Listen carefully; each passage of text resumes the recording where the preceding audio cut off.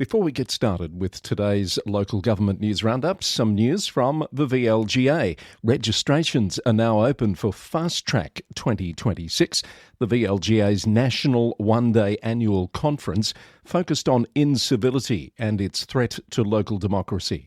This event will bring together stakeholders from across the local government sector to address the rise of incivility in public discourse and its impact on democratic processes. It will explore how hostile behaviour, misinformation and the erosion of respectful dialogue threatens the effectiveness, safety and integrity of local governance.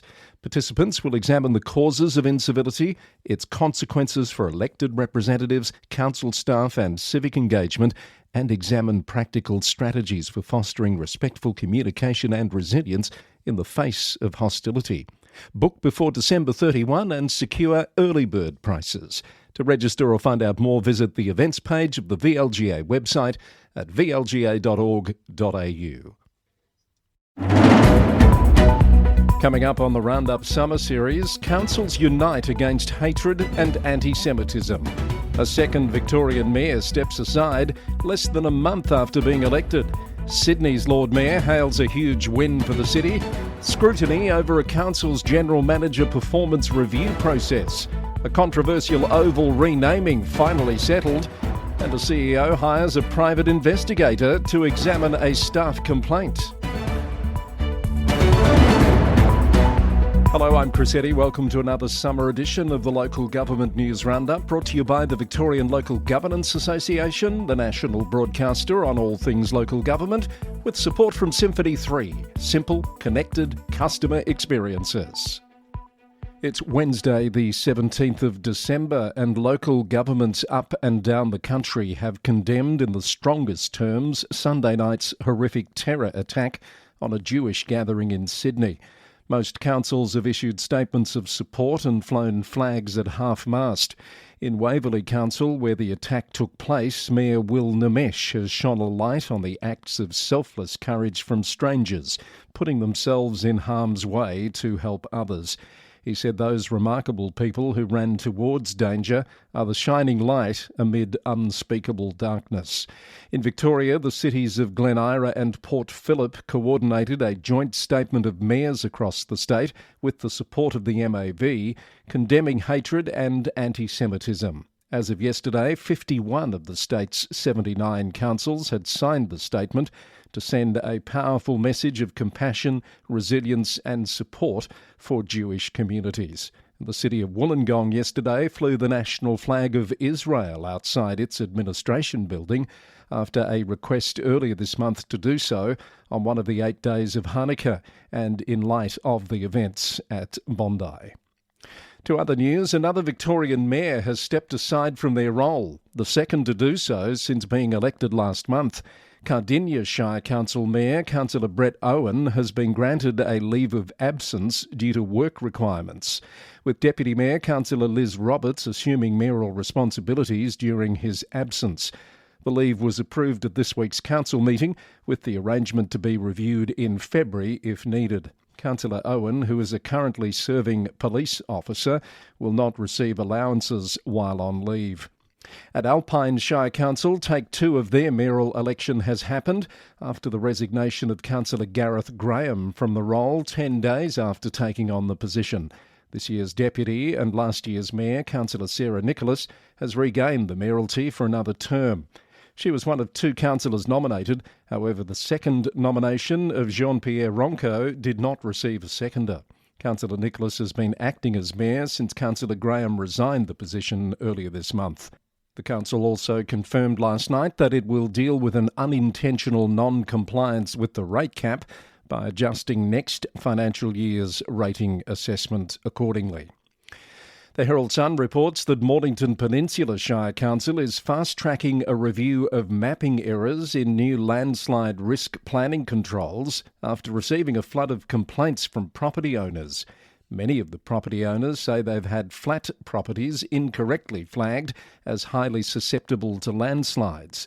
The council has agreed to waive permit fees where clear data errors are found acknowledging that the interim erosion management overlay was rushed through and poorly communicated, causing significant angst among the 33,000 affected property owners.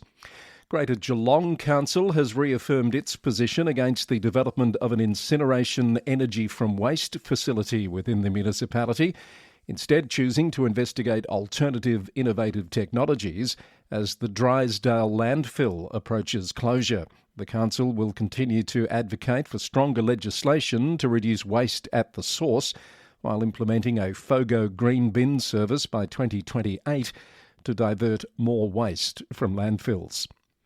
To New South Wales, Sydney's Lord Mayor Clover Moore has praised the New South Wales government's decision to transform Wentworth Park Greyhound Track into public sporting fields and green space when the Greyhound lease expires in September 2027. The Lord Mayor says it's a huge win for the city that will help meet the housing and recreational needs of the growing Ultimo Pyrmont community. Maitland City Council has voted to remove the Torres Strait Islander flag from its buildings, choosing instead to align with the New South Wales Parliament's flag policy, which includes only the Australian, New South Wales, Aboriginal and City of Maitland flags. The Maitland Mercury reported that the decision proposed by Councillor Mitchell Griffin passed 9-4, despite concerns from Labor councillors about the motives behind the change. Fairfield Mayor Frank Carbone is urging the New South Wales Government to halt the sale of Bonnyrigg House, a 200-year-old state-significant heritage site. He says the council will fight to keep the site in public hands and see it restored for future generations. Clarence Valley Council is facing scrutiny over its general manager performance review process, according to a report from the Northern Rivers Times. Items on the council's upcoming meeting agenda include a proposal to engage a new facilitator and develop a fresh performance agreement for GM Laura Black, and a rescission motion to reinstate Councillor Christy Yeager as the council's representative on the General Manager's review panel. And in a unanimous council decision this week, Michael Slater Oval in Wagga Wagga has been officially renamed Sally Shippard Oval in honour of the former Matilda, who represented Australia in 2 World Cups. The renaming comes after the original name was removed in May last year due to the former cricketer's legal issues and domestic violence history. Around the rest of the country we go with some of the latest news. In Queensland, Logan City Council and Griffith University have signed an MOU to explore building a major baseball and softball stadium at the university's Logan campus. The partners will seek private investment for their aim to position Logan as Queensland's baseball hub. Bundaberg Regional Council has voted for a change from in-person voting to postal ballots for the 2028 local government elections, according to a report from the News Mail. The move away from polling booths could lead to cost savings for the council and improve accessibility for voters, and that's despite the city's already high voter turnout of nearly 86%. The council voted 8-3 in favour of an officer recommendation to take the next steps towards a model already in use by 15 remote and rural Queensland councils. In Tasmania, Hobart City Council has deferred a controversial proposal to ban new car dealerships in the CBD after fierce opposition from business groups who called it half-baked and warned of economic harm. Pulse Tasmania reported the idea will now go to a workshop and proper stakeholder consultation. From South Australia, the city of Onkaparinga says it's nearing completion of its CEO recruitment process, which has been conducted confidentially with the support of an independent agency to ensure a merit-based selection. The council is seeking a leader to replace outgoing CEO Fu Nguyen, who is headed to Victoria to take up the top job at Hobsons Bay City Council in the new year. The District Council of Mount Remarkable has welcomed Don Norton as the new councillor for the Wallachra ward following the resignation of the Honourable Dan Van Holst Pelican. Mr Norton, who previously served as a councillor and deputy from 2018 to 2022, was sworn in on the 10th of December. And WA's Shire of Ravensthorpe has appointed Nicole O'Neill as its new Chief Executive Officer effective March next year, bringing nearly 20 years of local government experience to the role. Nicole is currently Director of Community Experience at the Shire of East Pilbara and will succeed Matthew Bird, who's departing in early January. And some items of note from beyond our shores in New Zealand. The CEO of Hastings District Council, Nigel Bickle, has appointed a private investigator to examine a staff complaint against newly elected councillor Steve Gibson. One News reported that the complaint stems from alleged conduct by Councillor Gibson at the Hastings Art Gallery earlier this month, following controversy over an art installation featuring a New Zealand flag that visitors were invited to walk on. Gibson opposed the installation and claims he did nothing wrong during his interaction with staff and that he's the subject of a witch hunt. Stuff reports that the executive assistant to Napier Mayor Richard McGrath has resigned her position, citing the mayor's disregard for treaty principles following a council meeting where he attempted to remove Maori committee members' voting rights. In her resignation email, Vanessa Smith-Glintenkamp said she could not work for a person or organisation that holds such values. The City of Ottawa in Canada says its managers are reviewing hybrid work requests on a case-by-case basis ahead of a provincial mandate for all employees to return to the office 5 days a week starting January 1st. It's been reported that nearly 11,000 Ontario government employees requested to work from home following news of the mandate.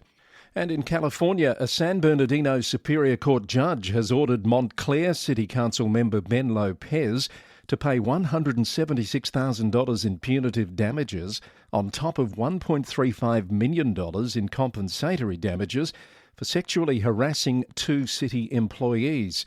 The councilman has denied responsibility, according to the Inland Valley Daily Bulletin.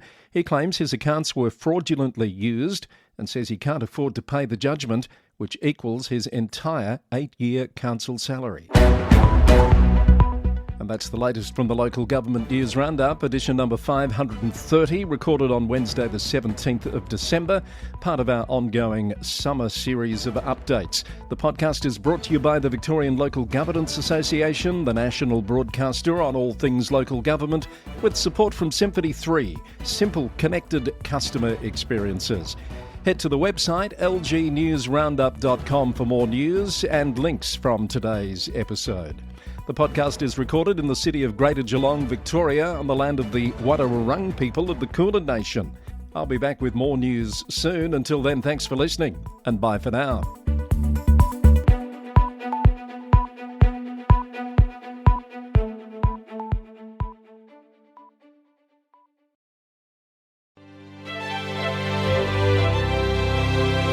Support for our podcast comes from Symphony 3, which has announced exciting news. It's launched its innovative Smart Glue platform on the AWS Marketplace. That makes the secure and affordable integration solution accessible to government agencies worldwide.